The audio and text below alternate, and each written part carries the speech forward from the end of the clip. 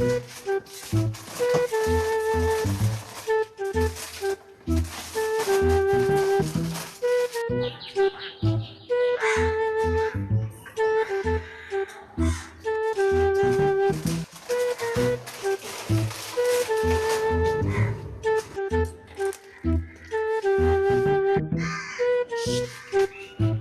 দাঁড়া দাঁড়া দাঁড়া, যাক ধরে ফেললো মনে হচ্ছে, ঠাকুর বাঁচা।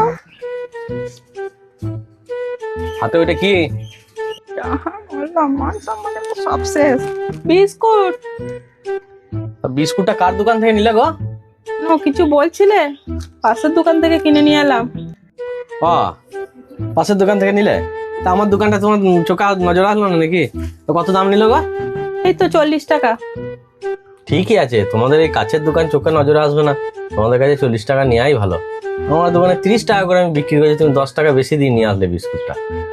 দেখছো আমি একজনের সঙ্গে গল্প করতে করতে ওইদিকে চলে গেছি, আর আমি তো তোমার দোকানে নেই।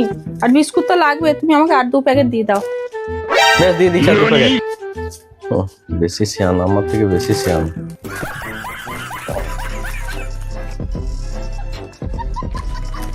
কেন? ঠিক আছে।